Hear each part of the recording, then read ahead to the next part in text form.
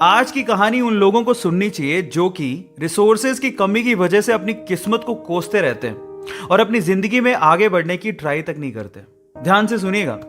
तो हुआ कुछ यूं कि एक लड़का काम की तलाश में गांव से बड़े से शहर में पहुंच जाता है। अब उसके पास पैसों की कमी होती है, इसके लिए उसे जल्द से जल्द नौकरी ढूंढनी थी। अब वो आसपास पता करता है तो उसे मालूम पड़ता है कि एक बड़ी सी कंपनी है, वहां पे ऑफिस बॉय की जरूरत है।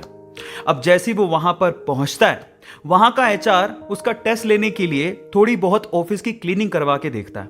अब उसमें वो परफेक्ट होता है तो वो एचआर उसे कहता है कि नौकरी तो तुम्हें मिल जाएगी, तुम एक काम करो, तुम अपना मेल आईडी दो, मैं तुम्हें जॉब लेटर भेजता हूं मेल पे। तो वो लड़का प्यार से बोलता है कि सर मेरे पास मेल आईडी नहीं है। तो वो एचआर क्या कहता है पता है?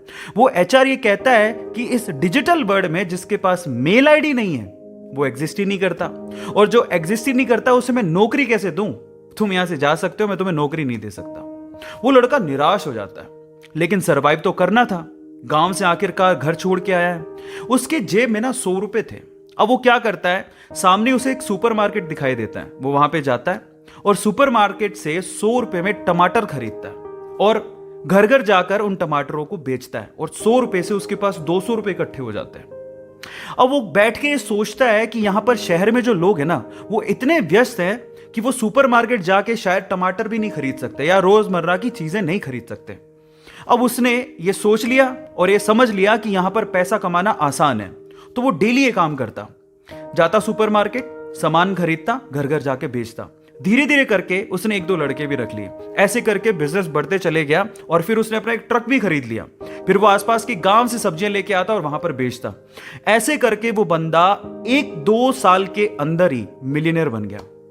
अब एक बार क्या हुआ कि कोई पॉलिसी बेचने वाला जो फैमिली पॉलिसी बेचता था वो उसके घर आया और सारा पॉलिसी का फॉर्म भरवा के उससे कहता है कि सर आप अपना मेल आईडी दीजिए, मैं आपकी पॉलिसी को कंफर्म कराता हूं कंपनी से।